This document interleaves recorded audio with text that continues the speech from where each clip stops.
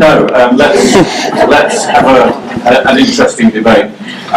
There's going to be a lot of questions that people want to get in, and I will, if we start to get laboured in a particular cul-de-sac, I will, in the nicest possible way, move it along as quickly as I can. A lot of people I'm very acutely aware want to get their questions in. So let's maybe start. This is from Brian, somewhere in the audience, who asks, who will be monitoring and regulating STP changes, particularly where there are significant changes to services that will impact patients? Which of the panel would like to answer that? John? Well, I'll start, Ross. Thank you. I mean, we are, feels like, continuously being monitored and assessed by NHS England, who are the next bit up in the hierarchy from us. We receive regular visits from national experts who come and assess and look at how we are progressing all of the elements of the STP that are already taking forward, we're moving forward, and they have specialists in things like mental health and primary care, community development, who are over us all of the time. And part of their job is to give us a hard time if we're off track or not delivering what we're committed to delivering, to get us back on track. So that's one aspect of it.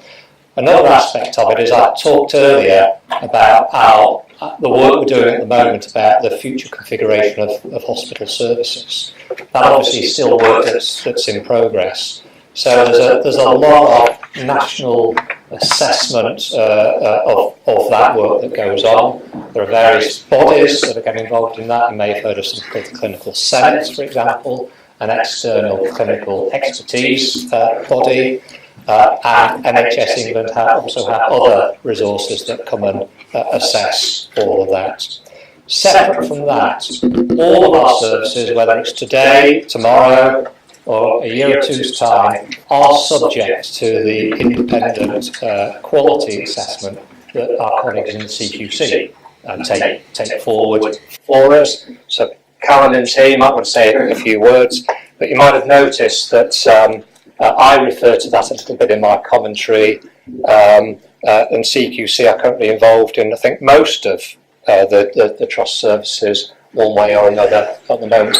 And Carolyn, perhaps you might just want to say a few words on the role of the CQC on behalf of the population. Okay, so thank you, everybody. So the Care Quality Commission, we will continue to regulate all of the services that are provided across the country that are registered with us. So all your GP practices, dentists that are providing services, all the care homes, nursing homes, and then of course the hospitals, and then there's all the independent hospitals, your private hospitals as well. They all have to be registered with us, and they're all subject to an inspection programme. Now that we've recently changed our methodology, and we have frequency of inspections now, which is a little bit more based on risk. So it's more likely that we go back more frequently, obviously, to the places that have got more concerns around. But we also work more proactively as well. So all of us, Michelle and Vicky, what we do is we're regularly monitoring what comes in, because people like Healthwatch give us information, the public contact us, we get all sorts of intelligence through, and that gives us a picture about what's happening in the service, and then we can act and go and do what we call a responsive inspection, where we might just go and look at a couple of wards, for example, in a hospital, or go to a GP practice and just focus on a specific issue that's presenting a concern. Yeah, can I just ask, Caroline, how clinically competent are people in the Care Quality Commission? We are all nurses background. I mean, not all of our inspectors have got clinical backgrounds. Sometimes, particularly in adults, some of our colleagues that inspect more social care, they're sometimes from a social work background or different related professions. But we also use specialist advisors that come with us on our inspections. So we'll take consultant surgeons with us, we'll take GPs with us, different types of nurses will come out with us. So we don't just go and make judgments, on our own. But I like to think us three are clinically competent. Rod, can I just add to some of John's comments? Yes, I entirely agree with John's statements. I think just to add to that, and as a trust, we've got about 30 to 40 organisations that regulate us, and they write to me virtually every week about things they're looking at. And that's brought into a very clear statutory responsibility that the NHS has to be held to account and report to the county council's own scrutiny committee, and many people will have attended that, I guess, in this audience. For example, I'm going on Wednesday again with John, I think, and that's absolutely fine. So that's trying to bridge the sort of like democratic responsibility of local authority with the NHS. I think there's something that I just want to really tease out on this, because I think you, the public, and your colleagues, the 750,000 people in Lincolnshire, ultimately have a responsibility, and I think do very genuinely well most of the time, holds to account for the things we said we're going to do. I feel that very strongly around some of the changes we've made recently or are planning. I think the public, when they know what the issues are, have a responsibility, and I think they discharge that. Also, our staff do that. I certainly get challenged and held to account. And then, as we have this very transparent process that John's described, that'll be easier. And the last thing to say is, we'd love to be independent practitioners around this table. We all have boards or governing bodies. So I have a chairman, I have non-executives that I'm responsible for, and in the plans that I present as chief executive to my organisation, I am personally held to account, as well as the things that John has described through that board arrangement. Yeah, thanks very much, Jeremy. The LNC has a duty to monitor the STP and report on it, as do individual GPs, and they monitor it and report on it for how it affects their patients and GPs. So yes, thank you for the question, Brian. We do want to be involved in commenting on the STP. Andrew? I just add a bit, because I don't want to get into governance of the NHS, but I suppose on a GP perspective, we also, I think, need to understand that GPs are also members of CCGs, aren't they? Mm-hmm. So that the governing bodies, the membership, GPs are heavily involved in what clinical commissioning groups do. So yeah, there's another way there. I think you can hold people to account and put in a very strong clinical message about what's happening to our local services.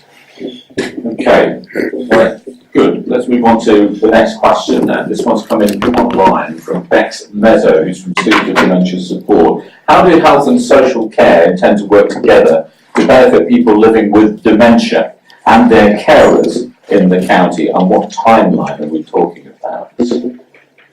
Andrew, is that one for you? I think John might think it's one of his specialists.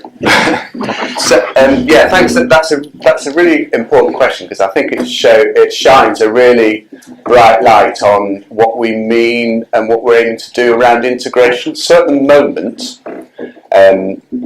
if you think of someone that's you're perhaps worried about a member of your family that might be starting to lose their memory, and you're worried about dementia, you might go to, if you're in Jeremy's patch, you might go to see a GP, and you might see a nurse with an interest in it.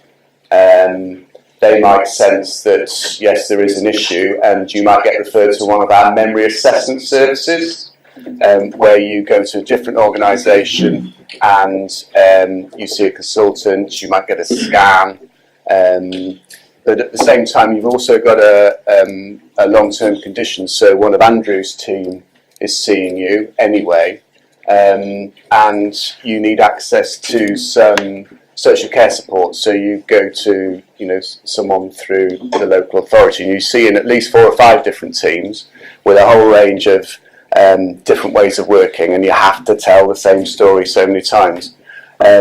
So one of the things that we're doing in our older adult services at the moment is working with the public, some consultations with staff and other stakeholders in the patch, how that could be different. And one of the aspirations of the STP, or more integrated care, is that we then describe a pathway that you don't have to get handovers from different organisations, and it's relatively seamless. You tell your story once, and we think by doing that we can ensure that we end up with the specialist inpatient care for those that need it. But by doing that, we ensure that we can support far more people at home in their local communities with a wraparound of services that supports them, their families and carers as much as possible. We know that we're quite a way off doing that across the county yet for dementia. There's been a massive increase in demand, and as you signalled at the start, Roger, we haven't planned for it well, not just within Lincolnshire but across the country. And I speak from personal experience with my mum that's currently in a care home with quite severe dementia. I think it's a great challenge. I think it's beholden to all of us to deliver that. Could I just raise a point about this integration issue, because it's not just dementia care, is it? There is a frustration amongst many of the people that I hear from that you've got all of these different health organisations operating in their own silos across the county, and the suspicion is that these organisations don't talk to each other. So what you end up with is precisely the problem you discussed of having to explain your story 4 or 5 times. And it's kind of almost people now accept that that is the situation. But can anyone offer hope on the horizon that this is going to be seriously tackled? Well, I'll answer the question whether I can offer hopes, something else. You're quite right, Rod. A lot of members of the public really identify to me that, we've got the GP services with all of their staff sitting next to the community nursing services, sometimes a community hospital if you have one, the community mental health services, and then the local social care services, maybe some local district council services, and that's all separate from what we call the third sector, so the carers groups and the dementia support groups, so on and so forth. So you can just see how fragmented care is in the community, and clearly we need to address it for the benefit of the population, but also that's what staff in those services want to do as well. They want to work in a joined up team locally to try to make the best of their combined services for the local population. I said that one of the things that we are progressing at the moment is the Neighbourhood Team initiative, which hasn't yet rolled out across the whole of the county, but there are half a dozen or so areas in the county where we're taking that forward, and that's one of the precise objectives of the Neighbourhood Team. That group of people who are working together, maybe serving a population of 30, 50,000. We're not going to reorganise them all into one statutory organisation. That's clearly nonsense. But we're trying to create the right sort of approach and support to enable them to work together differently, to reduce the fragmentation and to increase the level of integration that we need to see, and obviously the population as a whole have told us that they want from us. And do you have the technology that enables you to do that? In other words, is your technology talking to each other, if I can use that phrase, in the different departments, so that patients' records are easily transferable? There's work to be done on that, I think it's fair to say. I know Andrew wanted to comment. Do you want to? Yes, I want to repeat John's comments. It is about place, and it is about wrapping services around patients in a place. And if I personalise this, my dad died with really bad Alzheimer's about a couple of months back. My take on having tried to look after him for 4 or 5 years, one is about who assesses you. You want to do it once, and you want trusted people who assess. You don't want to have 15 different people. The other is, can I just have a single care plan, please, so I know what is going to happen to me, or for me, or with me. And the final one, which I think is your point there, right, it's about information. I only want to give it once.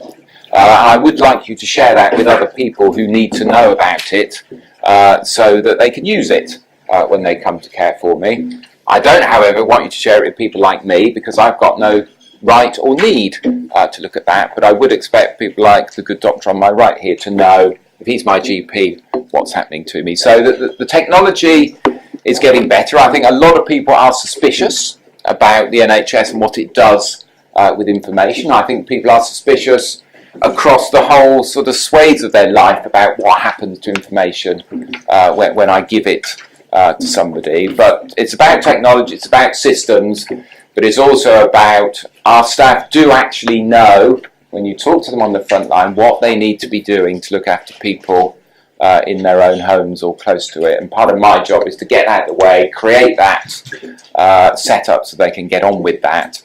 And keep it as simple as possible. And I think we did lose the plot on some of that. Okay. Philip Bosworth. Good morning. You've painted a very rosy, spectacled picture about the STP. 3 years ago, the STP used £5 million. We got to the plan you mentioned in December 16, no public involvement, no consultation. Even our MP states that there's been too much secrecy, which there still abounds, and it's not been published. There's been no public involvement in our area, no consultation in it, and yet £5 million was wasted.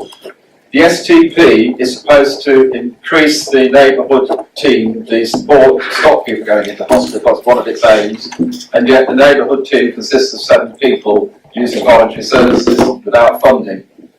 Referring to the aspect of joined-up care, which you mentioned, that's the question that is absolutely vital. And there is no funding because the system, Silverlink, doesn't talk to System 1. The computers can't talk to each other. Mental health in the local region in Boston Skegness is disgraceful. You go to the hospital, they say it's not us, it's the Mental Health Trust. The problem is that the Mental Health Trust is centred in services in Lincoln, not in the region disseminated for the population. So there is no consultant psychologist, 2-year waiting list in the community, no consultant physician in Boston Ward 12 from experience. And the problem, again, is that when you make a complaint for anything, if it goes to the CEO, if it gets there, they tell you you're a troublemaker, and then they refer to the Ombudsman, which takes years. I'd like to know how the trusts are going to, and the CQC, are going to give power to the residents to actually get resolutions and where the accountability will lie. The CQC has no involvement with the individual. There is no pathway for the individual except the Ombudsman, which can take years to go through its process.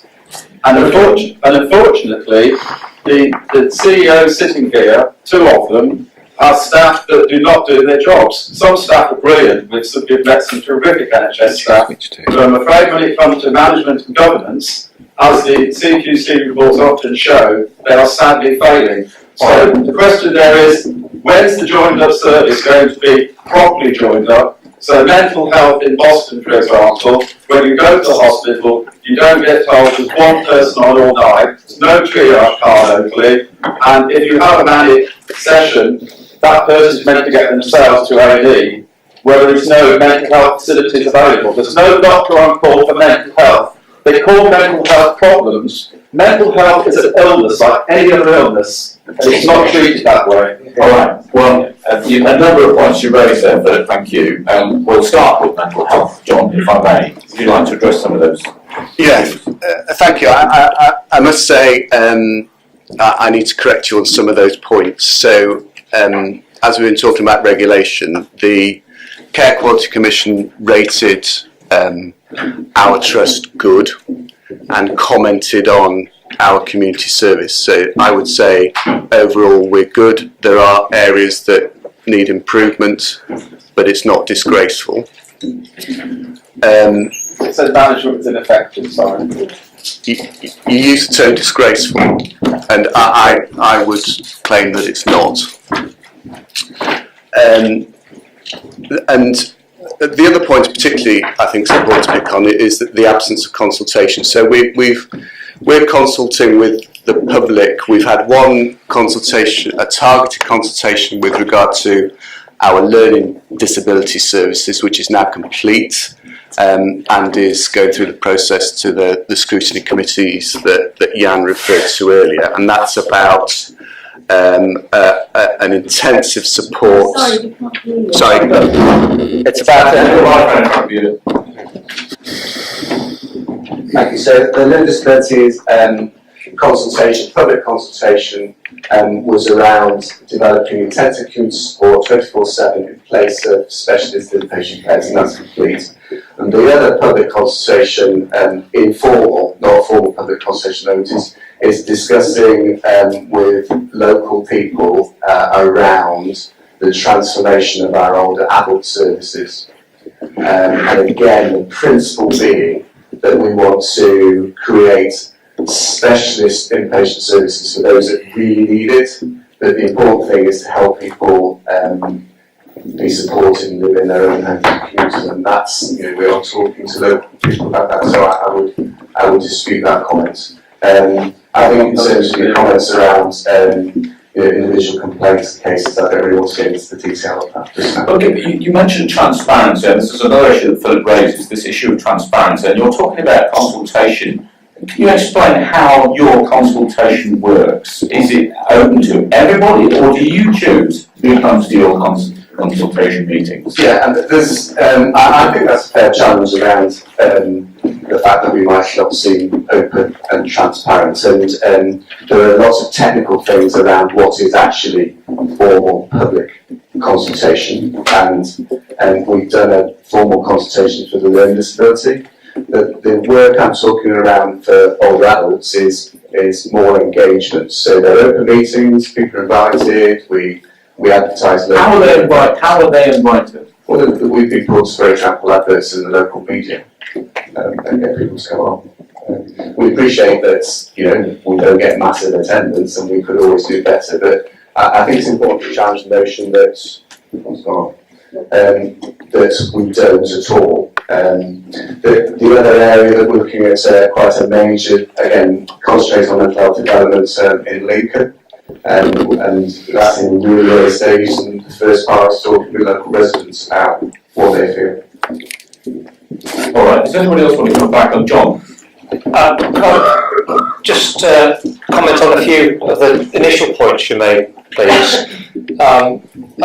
If we've created some sort of rosy picture, what we're up to, then let's quash that now. I think there's so much that's happening in the NHS that is fantastic and we should all be proud of. But I think we've been pretty clear that we're really struggling. I think I've been clear that the quality and outcomes for patients isn't as good as it should be. We're really struggling in terms of staffing, recruitment and retention. We talked about the issues at Grantham A&E and at Children's Services at Boston being examples of that. Jeremy's been very clear about the challenges we have around GP numbers that we've got today, and we've got real concerns about the future. So I don't want to leave anybody in any doubt that we have some very serious issues that we're looking to address. So I don't think there's a rosy picture, but we've got to be very balanced in our appreciation of the work of the NHS and the challenges that it faces. The other thing I wanted to say in terms of public engagement is that there was a lot of work that was done in 2016 that helped inform our first STP plan that was published, and I've referenced that already today. I do think that we, over the past little while, haven't been as good at public engagement as we really should have been, and we're looking to address that urgently. It's something that the Health Scrutiny Committee has been quite critical of us about. So just at the moment, we're completely redoing the website. We've got this event, we've got quite a series of engagement events happening over the coming months. We're getting a survey out across the public in the next little while as well, all of which we're looking to publicise openly. And I'm very, very clear that we have an absolute duty to listen to and engage with all of the people that we serve and listen to all of the voices. And as I say, I'm not sure that we've done that to best effect recently, but we've learned, we've listened to the message around that. And today is just one example of how we're trying to take things forward. Frank? Well, as you recall, the original STP, which was actually leaked by the press in December 2016, and it was rejected by 100% by county councillors and health and scrutiny. Now, we've still been waiting for the revised plan, which now is not going to be released until next year, possibly back end of next year. By this time, it will be approved by NHS England. So where is the public consultation? Now, the things that are being worked on now are still being worked from the original plan, not the revised plan, which we've all been waiting for. We ask this question constantly, where is the plan? We're put off. No one can give us a date, including John, when the plan is likely to come out. And I'm afraid public consultation, there will be no time for it by the time it is approved by NHS England. So if that makes an important point here, Steve, this was a 5-year plan, and we're what, 3 years into it now? Yeah, it does, and a lot of what Frank said is absolutely correct. Just to pick up the point firstly around the county council, you're quite right that they, I think the phraseology is unanimously opposed the STP. Okay.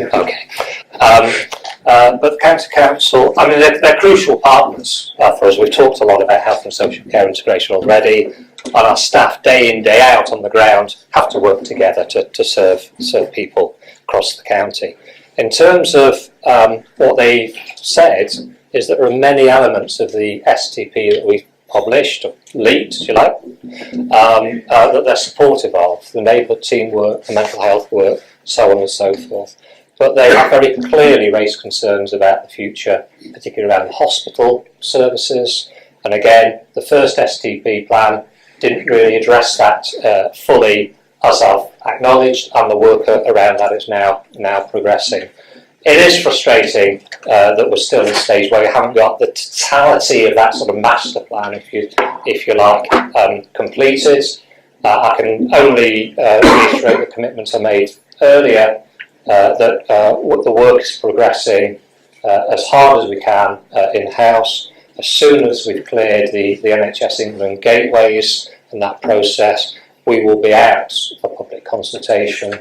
There are specified ways in which we need to do that. That can't come soon enough for me. I don't think for all of us. There should be some public consultation before it's approved by NHS England, because once it's approved, that will be set. That plan will be set. Surely. Does it become self-fulfilling once it's approved by the NHS bosses? Just to be clear, we have to put forward plans or proposals, should I say, that are clinically safe and sound and sustainable and financially viable. That's what we have to do, and that's part of the process we're going through at the moment, including with NHS England. What they will not approve the plan, just to be clear. What they will approve is, if you like, that the work is sufficiently complete that we can then go out to public consultation. The public consultation requirements upon us are quite onerous in terms of the timescales, the way we need to talk to people, and that will be a full and comprehensive exercise across the whole of the county. And I'm here in 2019 now, is that correct? Well, yes, as early as possible in the next calendar year, 2019. I hesitated because I'm trying to remember what year we're in at the moment. But yes, it will be as early as possible in the new calendar year. I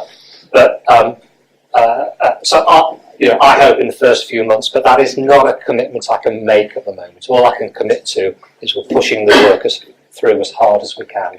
But obviously it's subject to assessment by NHS England and others as well. John Brewin. Yeah, I'll go back to the mic. Just the opportunity to shout a bit more about mental health and learning disability, which relates to the plan. There's a whole lot of stuff in the plan which doesn't need the formal public consultation, and we're getting on with it, and some of it we've already done because it's the right thing to do. So in my introduction I mentioned the psychiatric intensive care unit, which is a 10-bedded male unit in Lincoln, which is new to the county, and the first time we've had an intensive care unit for movement and health problems. That's part of the original plan. We've done it, it's open, it's been open for a year. we've got something called a clinical decisions unit, which is not a great title, but it's an alternative to admissions unit at the Peter Hodgkins Centre in Lincoln.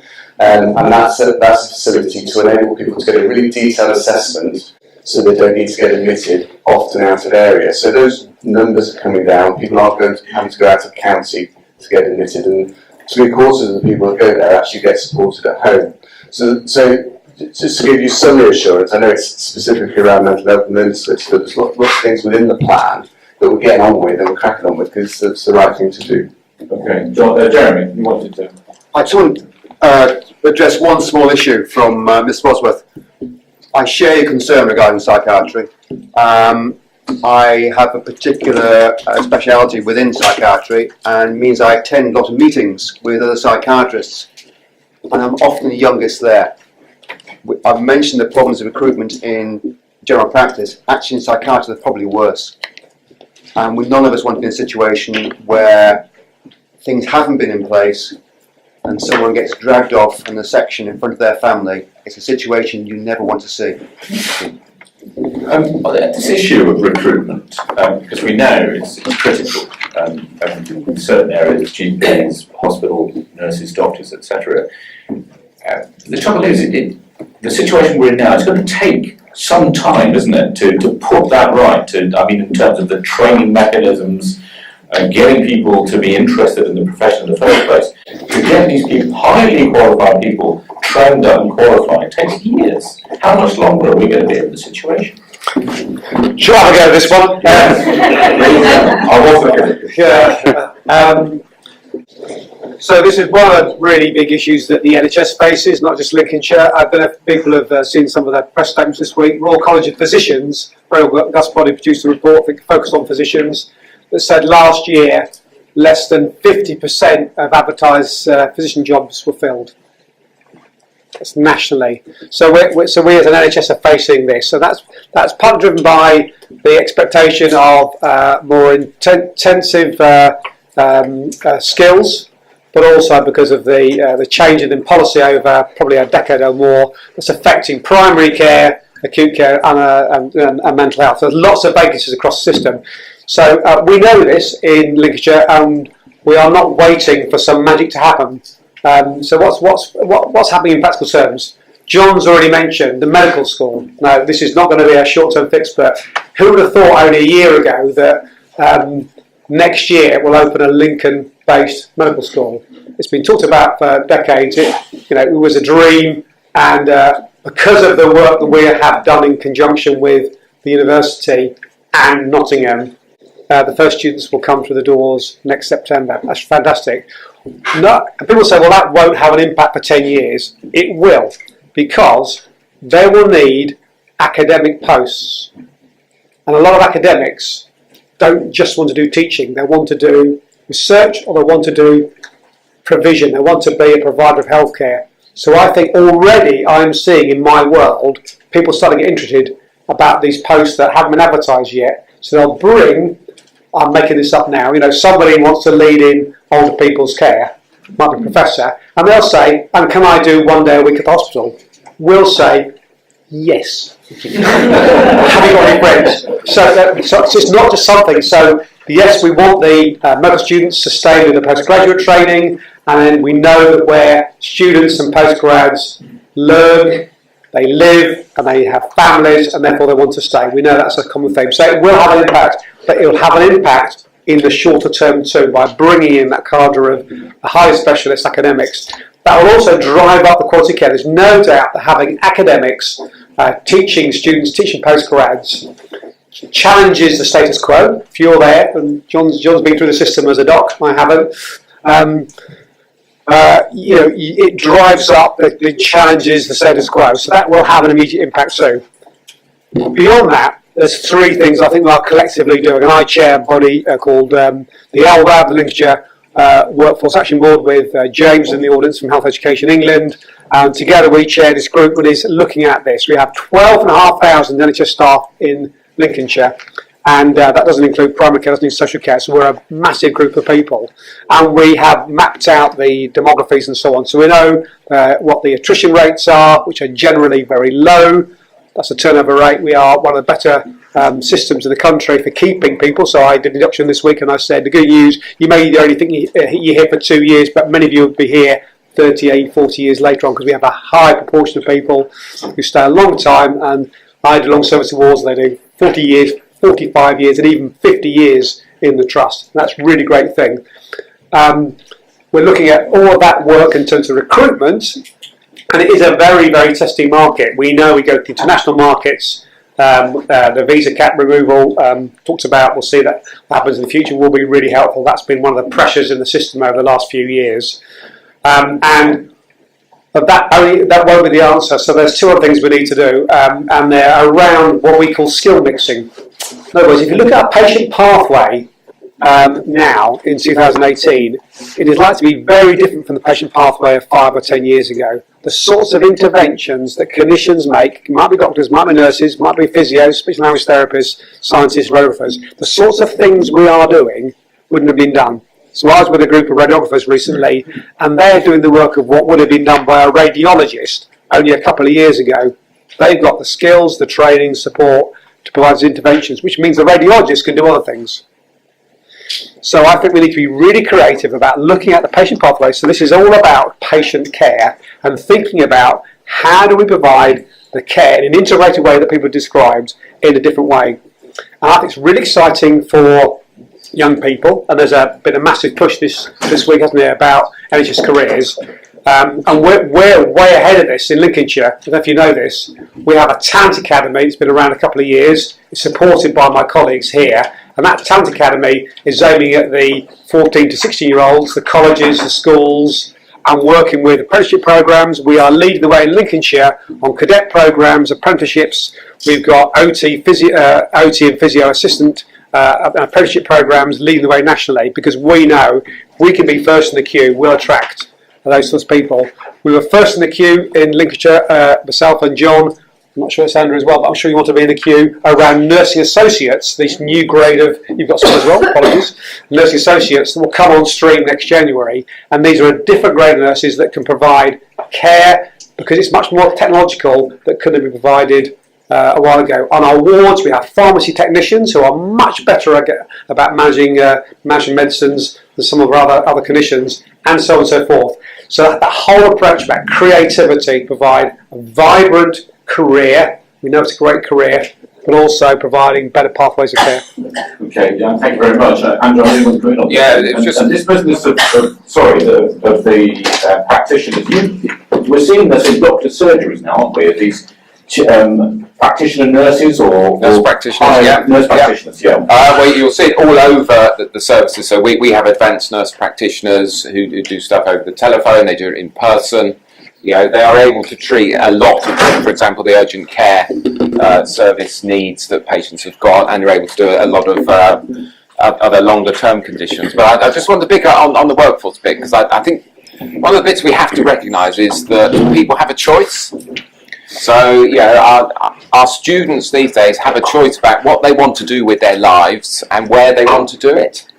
So as well as making the jobs attractive, we've also got to make the place attractive.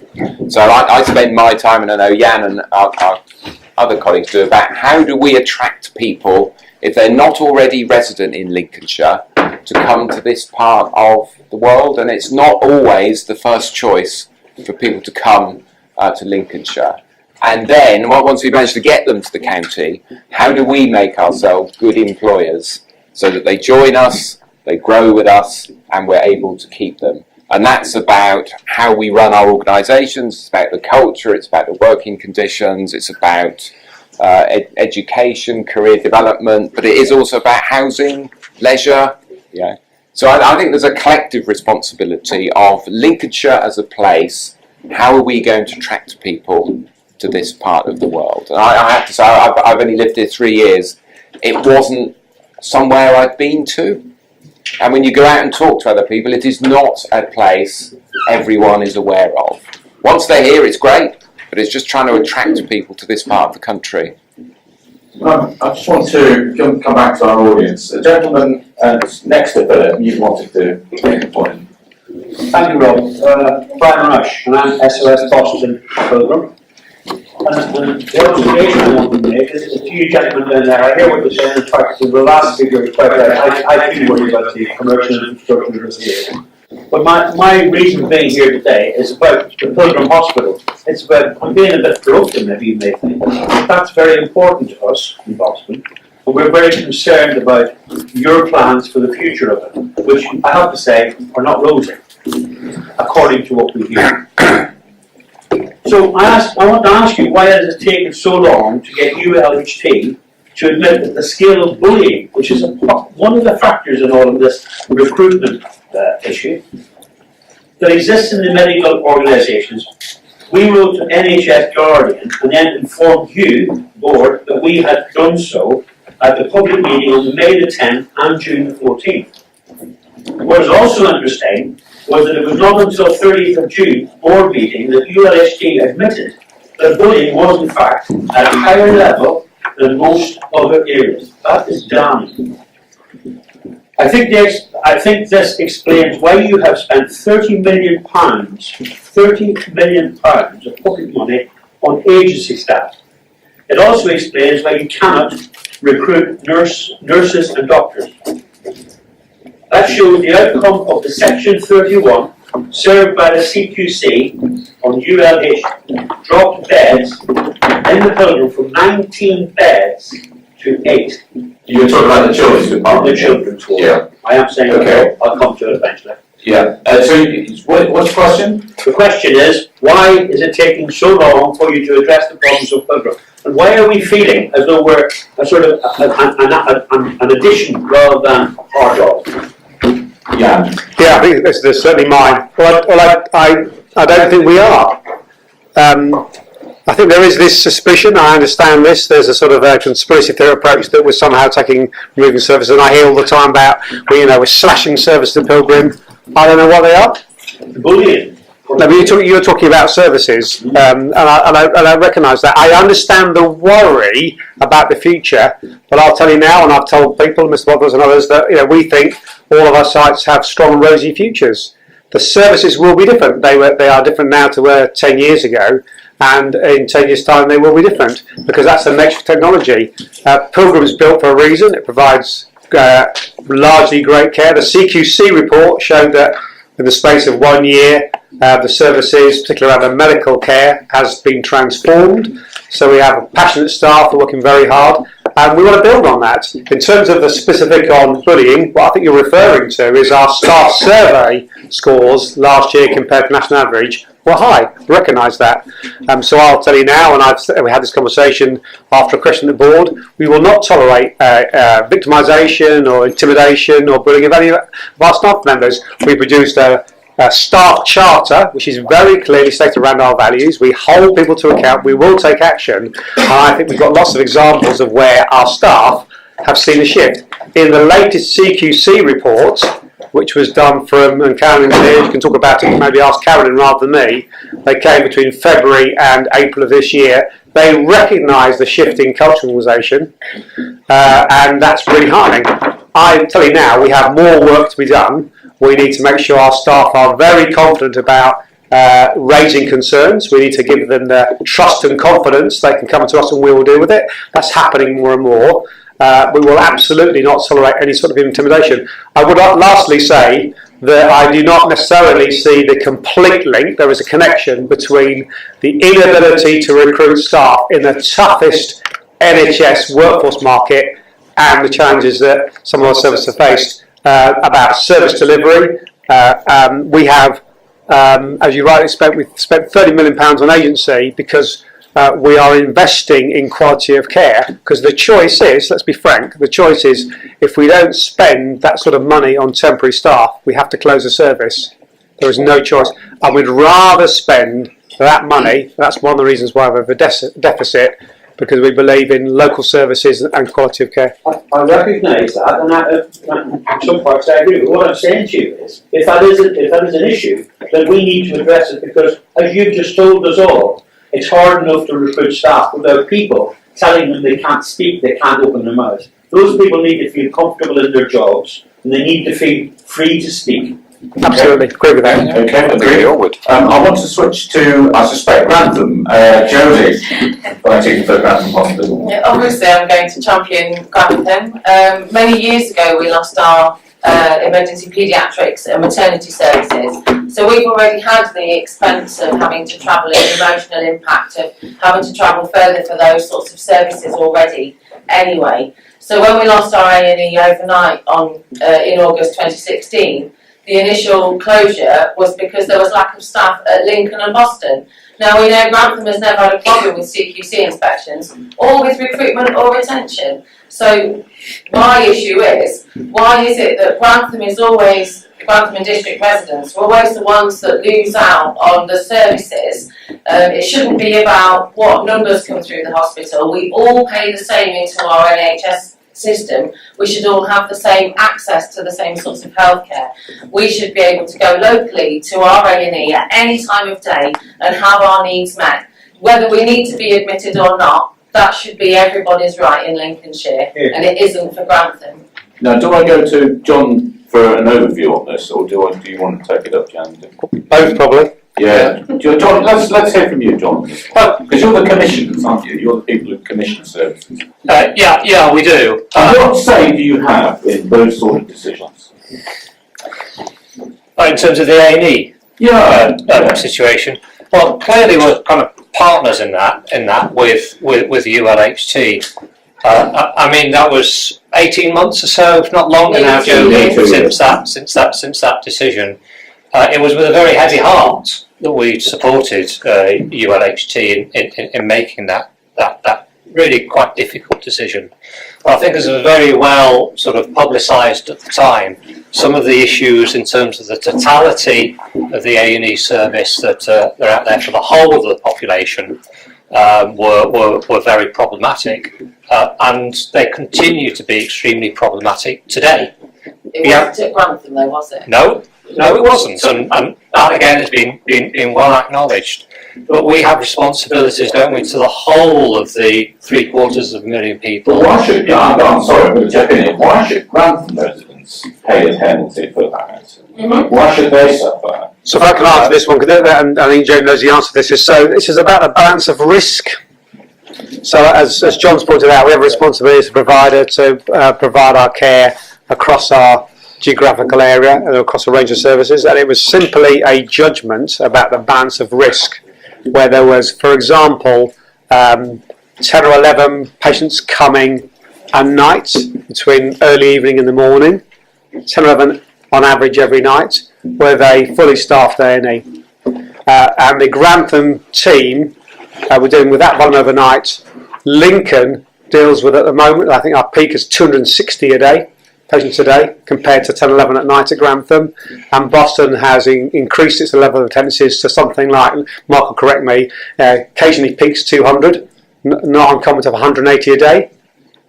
And the Grantham team was greater. Simple fact, the Grantham had more doctors in it for their 10 or 11 patients at that period than the 200, 280. So that was about rebalancing the risk. And when the clinical senate came in, they said that was difficult though it was, that's the right decision. Because it was unsafe to change it. That's why. Did you expect it to go on so long?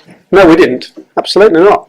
No. I mean, we genuinely thought if we can find a way through this, we would reopen it. And that's a constant challenge. Is it still temporary? It's not temporary, but I don't think I could argue it's temporary. It's been almost 2 years. Yeah. And we know we're not going to do anything until we get the bigger review with the college and Just CCGs. clarify, just because it isn't temporary, it doesn't make it a permanent overnight. No, it's not permanent. No, we have no right to sustain that without consultation. And just to reinforce it, we absolutely understand the distress and concern, not just from you campaigners, from the population, and we still have lots of conversations with people about what we can do to ameliorate that. But we absolutely understand that. Okay, we've heard from a couple of campaign groups. I'm quite keen to get other people involved in this as well. The gentleman to my left.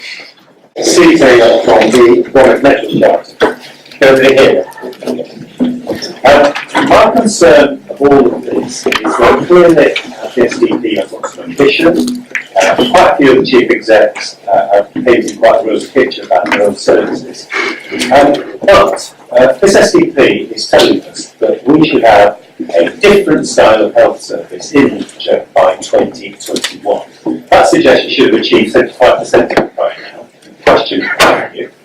And in the meantime, what we are seeing, it seems to me, I think some of the comments made by the campaign groups, we are seeing decisions being made absolutely because of management imperative, lack of staffing, lack of facilities and so on. We're denuding the clinical complexity of services in Lincolnshire. The point I'm trying to make, that we've got to have clinically sustainable services in the future. The chance of doing that gets less and less every day that goes on before this STP is fully implemented. And my question is, why is it taken the earliest date that you quoted was 2013? We're 5 years on from your very first consultations. You've got to do this work, not off the plan, all glossy and nicely printed by 2021, actually implement all this stuff by in the next 2.5 years. Can you be honest? It ain't going to happen. So what are you going to do in the meantime to arrest the decline of clinical services that we see day in, day out? Patients telling us they can't access services, the GP can't refer, the GP can't get a scan, you can't get to the GP because we're still all ridiculous after being up at 8 in the morning. Where are these services going to be helping before you even begin to complete your STP, let alone get it? Who would like to say that? Thank you for the question. Firstly, just to come back to what are the problems we're trying to solve here, and it comes back to these issues about being able to confidently provide the quality of care we would all like to receive and get the best outcomes we can for us and the population. It's addressing the staffing issues that we have, and I think we've been pretty open, I'd be very open about how difficult that is for us, and also in terms of meeting the financial challenge we've got. Those are the three problems that we're trying to solve, as well as trying to provide more in local communities for people, provide more proactive care and more integrated care. That is, if you like, what we're trying to really address here. I don't think, again, I'm not going to go back to the rosy picture thing, but I do think it's right that we're ambitious for our services and for the populations that we serve. In terms of what we're doing, I think we've already referenced a huge amount of work that is going on at the moment, and quite frankly has been going on over the past year, couple of years, and will continue to. So we've referenced, Jan's talked a lot about what we're trying to do to address the staffing issues that we have. I've talked about the neighbourhood team projects that are up and running now across the county, and how I'm getting some really good anecdotes back from the difference that's making. Some of the stuff that we've done in the last year or so that John's referenced about both. Can I just stop there? Because that's all rosy, with respect, we've said all that. But the fact is, we're still not meeting cancer targets, we're still not meeting A&E targets, the waiting lists are getting longer. You have to go out accounting for neurology, complex urology, spinal services were decimated a few years ago. There's a list I could go on all day, as everybody else. Yeah. The reality of life is that for people in this county, particularly people who live on the A158 over in Skegness or whatever, their service is not provided in Lincolnshire. You're a commissioner, you're not commissioning services in Lincolnshire. You're sending people out to Peterborough, Nottingham, Leicester, Sheffield, and then those places can't cope because you're throwing all of Lincolnshire at them. Absolutely. Where are you going to resolve this problem? Well, we have to take these, don't we, specialty by specialty and issue by issue. Again, it's what's sitting behind all of that. And it's quite often staffing availability, clinical outcomes, so on and so forth. And I'll not repeat all of that. What I'm trying to impress upon you is we're not sitting on our hands just kind of doing the planning. That there's a huge amount that we're doing to try and address these issues day in, day out. Sorry, can I stop you again? Let me say, I've been in Lincolnshire now for 30 years. And having had a career in the health service and in the independent sector. And 30 years ago I said, we need to reconfigure the hospital sites. Yeah, we've had public finance initiatives come by us. The only thing I can see that Lincolnshire got out of it was the new hospital at Spalding. That's the major hospital building programme for about the last 20 years. We managed to fail to get any major hospital programme throughout the rest of the country. They're lovely, shiny, refurbed on new hospitals. Lincolnshire failed to do it. Now, we've had lots of time to do this, so part of these problems we have today are part of the NHS management in Lincolnshire's own making. How are you going to get yourselves out of it? A plan becomes over-engineered and over-complicated as well. That's a problem. Just deal with the one issue. What can you say to our audience that reassures them that action is being taken that's going to make a difference?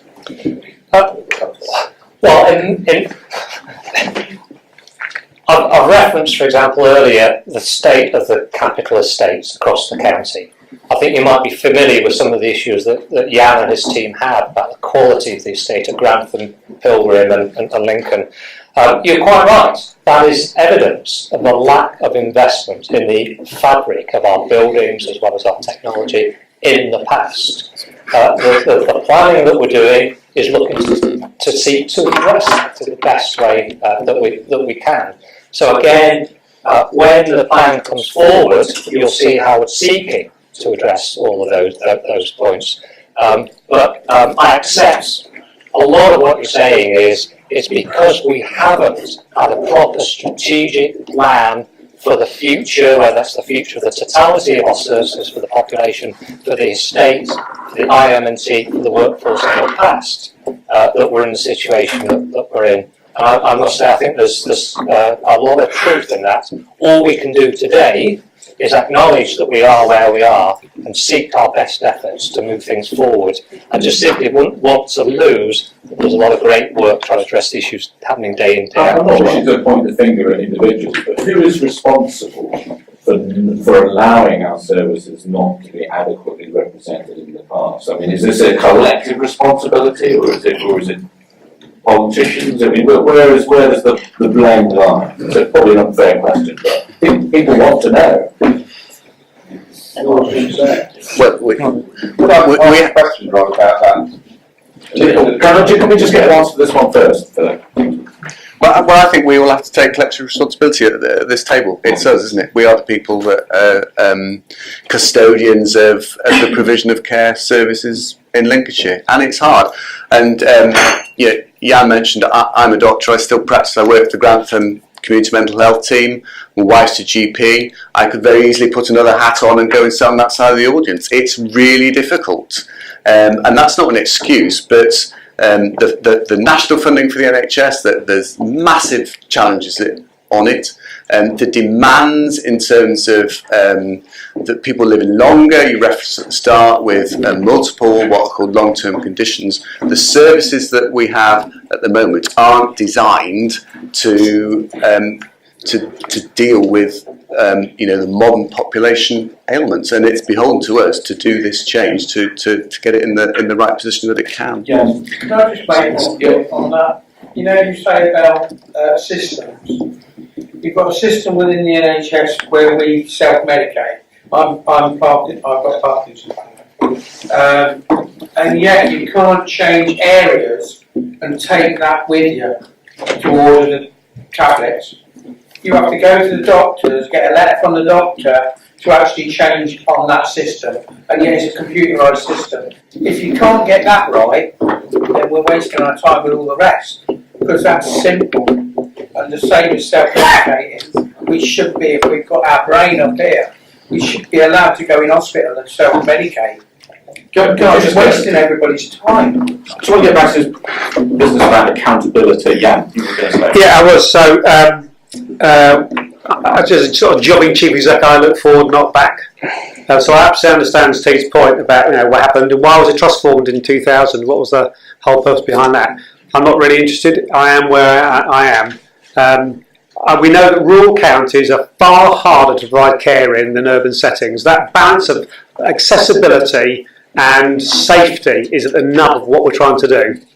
Because we know, particularly in highly concentrated urban areas, you bulk up services and they're easily accessible, and you have the technology, the skill sets concentrated. And you can't do that when you've got an hour and a quarter or so between sites. That's very hard. Interestingly, around the country, around England, most of the rural trusts like mine have been in special measures. They have big deficits and they struggle to provide the quality. So it's not just a Lincolnshire issue.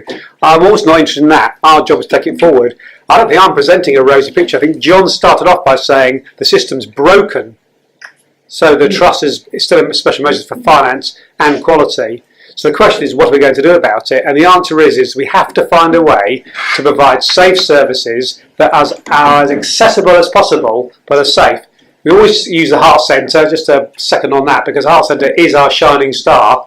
You know, very controversial in 2008, 2009. Many people probably arguing against it then. As a result of that centre, starting in 2012, mortality has gone from 13% down to about 5 and a bit. And that's sort of counterintuitive. I have to travel from Skegness to the Heart Centre, but yes, by doing that, your life expectancy has improved by 60% in the last 5 years.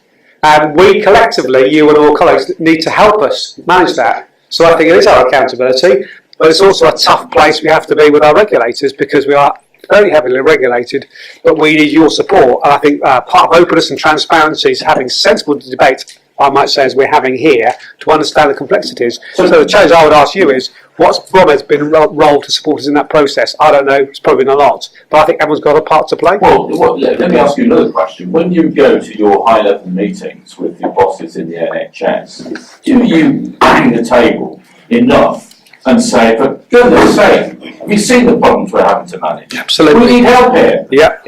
We do. Can I throw out a challenge to you, and I just want to do more? Absolutely. Now, I first realised how bad the infrastructure was in Lincolnshire, for all our family in Lincolnshire, was when I did Bikers Run last year. And suddenly we're doing it again. Peak holiday season, we're going around all the hospitals. Now, it's okay, you're closing down local services, but I really found out last year how bad it was. You come around with us into Skegness, around all the hospitals.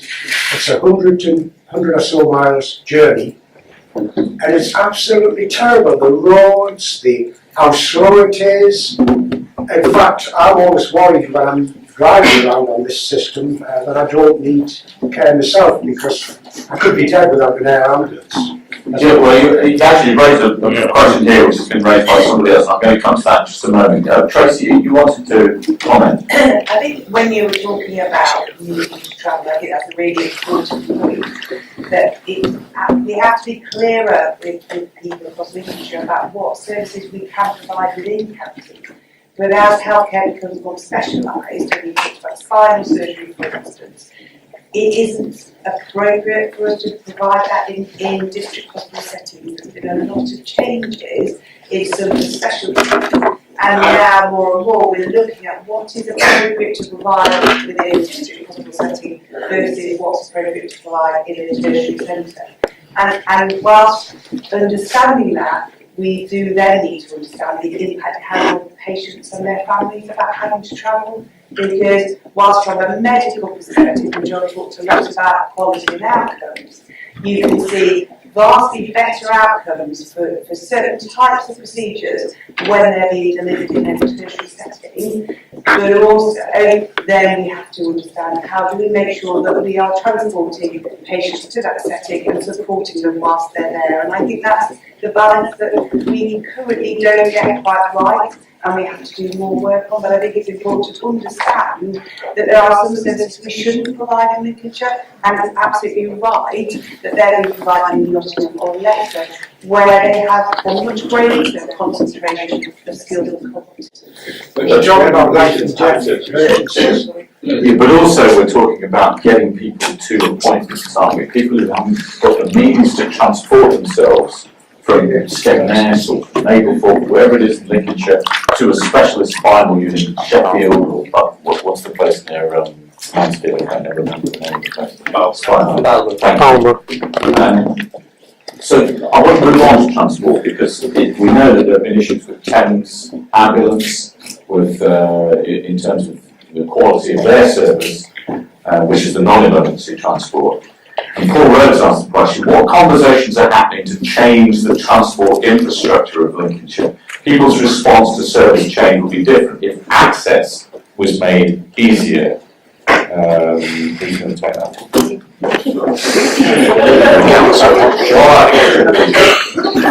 Well, this is something that's really tricky, isn't it? And it ain't going to change anytime soon, it seems to me.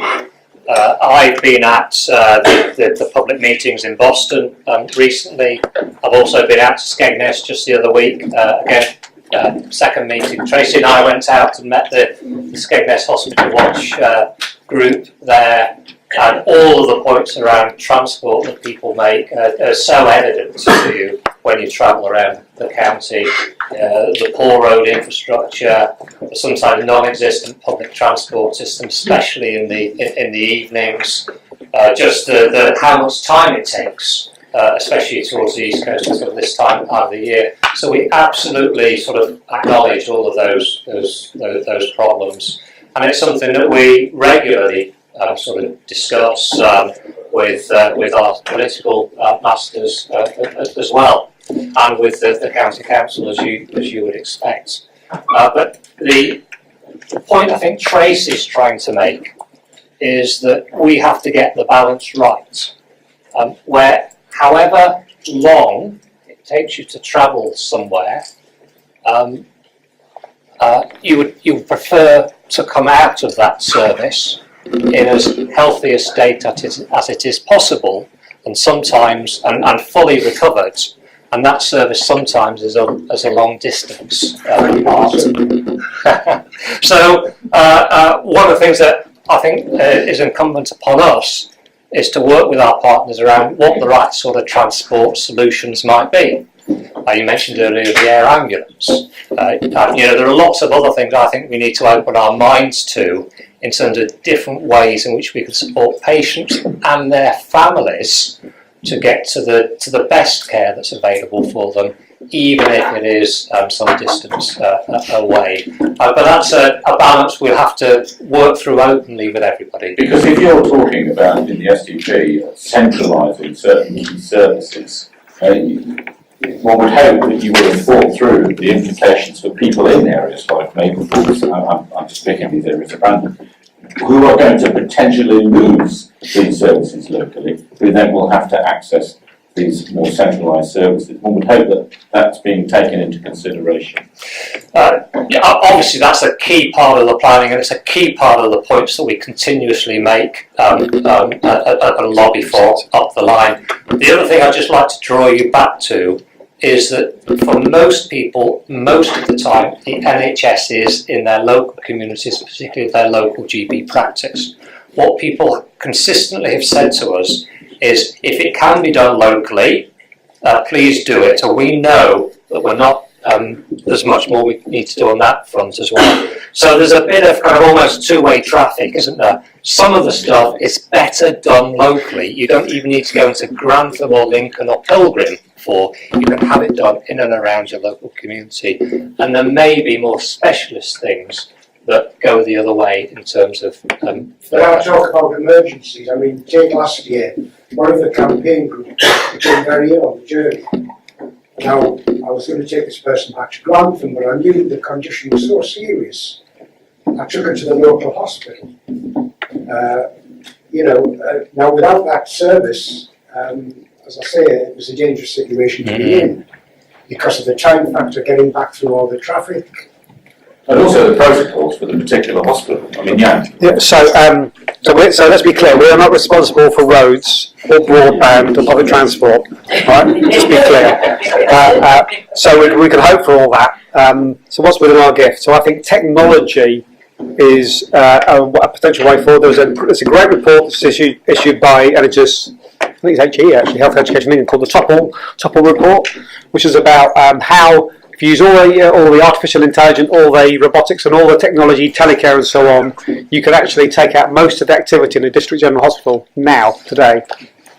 Really, really exciting. And going back to the investment, we don't have anywhere near the level of the technology investment. So as a trust, we're doing more stuff on the phones. So rather than a patient taking 3 buses and going to an outpatient appointment and waiting there for far too long and then being seen by not their doctor and then see in 3 months, that's the worst case. Often the case is the opposite. They get seen very promptly and it all works very well, and they complain about coming in and out too fast. That happens too. We can do a phone interview. And that's happening more and more. We know that there are trusts out there now working fracture clinics through Skype. Very, very safe. And if you look at our geography, and John mentioned this, the National Centre for Health and Care was launched last week. It's designed to be exemplar best practice internationally of what happens. And when I talk to my colleagues through the National Centre in Australia, in America and Canada, they do not think we're a rural county. It's peanuts. You're talking about flying for 2 hours. They still have people falling off motorbikes. They still have people ill. They have still good rates of recovery. So what are we learning? That's why the National Centre has been born. What are we learning from our belief about travel times compared to Australia or Canada? And they have fantastic success rates because they do far more things through phones and Skype and so on. They do ask patients to travel, but not at the level that we make. So there's a mindset shift about what's acceptable about in your own home. No one wants to come in at this point and use technology. There is still resistance. I want to see my doctor. I want to see my GPs, as opposed to you're going to have a phone call. And you know what? Not for all, but for some, that's fine. And then what we find is, just a slight negative point, we find that patients test the system out through about 5 or 6 different routes. And I don't have that answer, I'll go somewhere else. That's the reality. And recently, one of our A&Es, a patient said, I couldn't see my GP today, and the GP in that service said, no, you did, you saw me. That's not uncommon. I had to come and see you because I couldn't see my GP. And because we have GPs now working in our A&E departments, that GP said, I saw you this morning and I told you what to do. And there's that, and I understand the reasons why, because of nervousness and so on, but we have a lot of that going on, and I think we need some public acceptability through you and your colleagues about what's possible, as Tracy described. No one wants to come in on more points about it, but technology, I think, is a great solution. Yes, I don't want to repeat Jan's point about we don't provide the roads and the transport, but I must say, when I moved to Lincolnshire 3 years ago, one of my first thoughts was it would be nice when it's finished. It's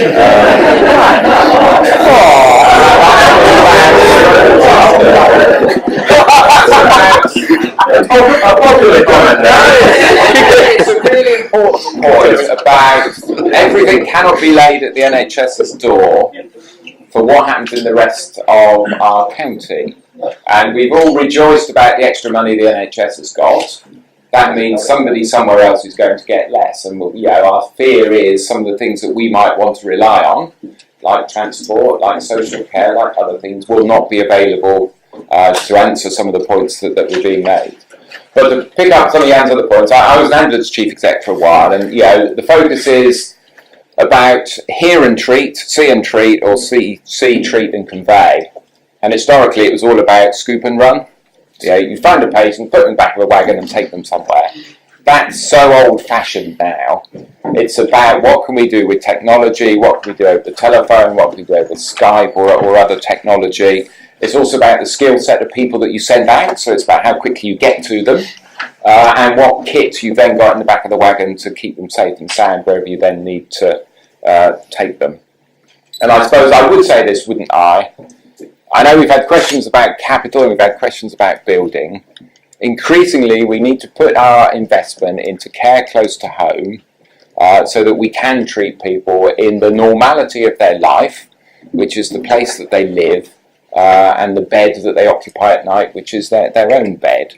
So if you want to build lots of more hospitals, fine, but your practice won't get invested in, my services won't get invested in, John Brewin's won't get invested in. It's about the balance we put across all of those. It's not just about big places to take people.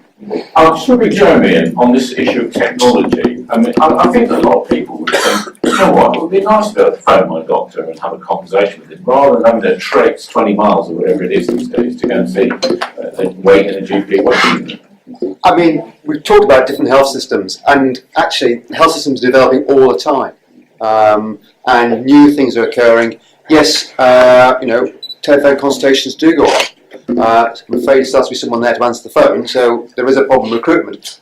But yes, there are developments there, and yes, transport is an issue. I know it's an issue.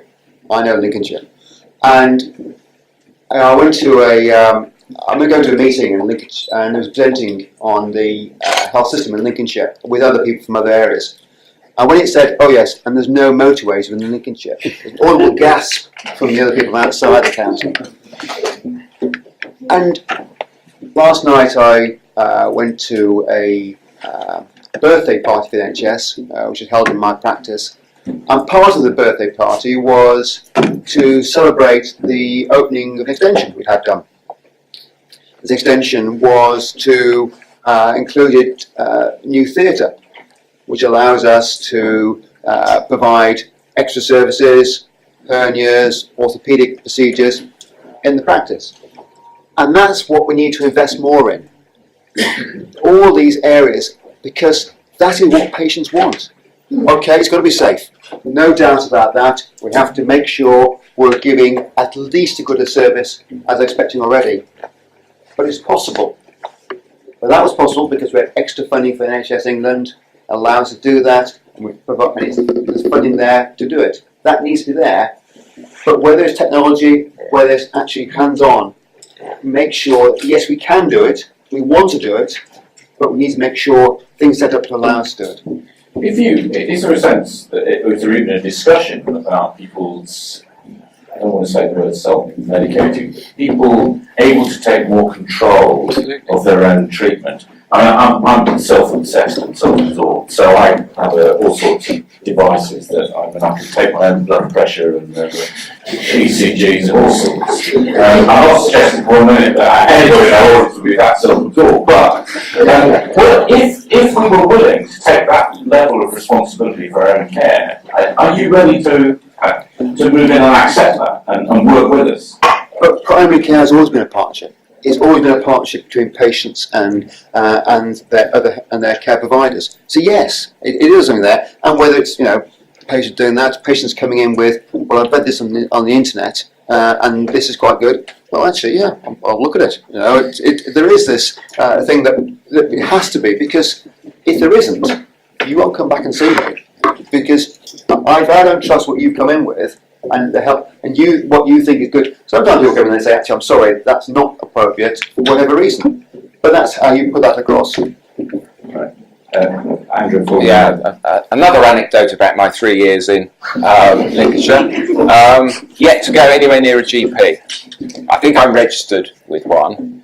But I fear I do. I take it as my responsibility to manage my health. I do as much of that as possible myself. So I absolutely agree with you. This is about a partnership. On occasion, I may need health professionals. It may be a pharmacist. It may be somebody else. It doesn't necessarily have to be a GP. And I think that the NHS of the future, and some of this is a generational issue, will look at technology. They will strap themselves up to various watches, telephones, Skype. My daughter lives in Australia. Distance is a completely different thing over there, as is the funding mechanism. They look at health in a different way. It's not about somebody else's job to look after your health. The first person to look after your health is you. And lots of people do that, and lots of people get it. But I think we also know some people don't get that and do rely on other people to look after their health for them. Okay, we're actually coming up to time up. I just want to throw one more thing at you before we go into a more informal discussion. Happy birthday, NHS. 70 years old. Fantastic. You're getting a great birthday present. £20 billion. The problems are over. Who wants to pick that up? I will say, money is not all the answer, particularly recruitment. We're paid well. Doctors are always paid well. I'm not going to lie, we're not. But actually giving us extra money doesn't mean you're going to recruit more. Well, I'll make a serious point. £20 billion sounds an awful lot of money. Is it going to solve your problems? So kick off. So we have to welcome this, because out of all the other government departments, the NHS been blessed by your support and the country's support. I think Theresa May took a political judgment about the messages she'd be going over this winter and so on. So we have to take that. The settlement's about 3.4%. The average growth in NHS spend has been about 3.3 over the last sort of 20, 30 years. So it's basically what it has been. So whilst that's great, there's a slight danger in over-expectation. I'm just trying to manage expectation around here. What we don't know sitting here is what the ask is of us. There's something more exciting, I think, emerging, and that's the money's helpful. It's about a 10-year plan, because I think we live a bit more, that's Steve's question, a bit more day-to-day than we should do as an NHS. Having a proper 10-year plan that sets out how the state, through the NHS, can provide the care that society needs, that balance. What the priorities will be. Well, I think we are genuinely thinking about further investment in mental health and primary care will be fantastic, but we don't know what it sits here. So there's a slight trepidation as I sit here about what the deal is. But it's good. I'm not going to complain. Fantastic news. But you are going to sit around that table and bang it very loudly and say Lincolnshire needs this cash. Already doing it. We are, and we do. Yeah. Okay. It's my 70th. Should I move house? I should have stayed in. That's a marketing thing. Ladies and gentlemen, thank you very much indeed for bearing with us. I think it's been very interesting. I'd like to thank our panellists here for giving up their time and fielding some difficult questions, I'm sure. And we'd like to quiz them some more. They are going to be around for the next half hour, so we can chat informally. But thank you for what's been, I think, very interesting and informative.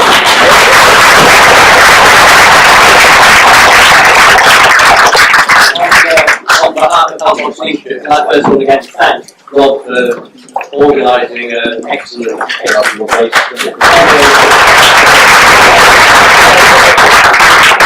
and also reiterating comments for thanking the panel for being here and that was very, very useful, very refreshing. Obviously still lots and lots of questions to ask, and I also thank colleagues from the CQC and also colleagues from the CCG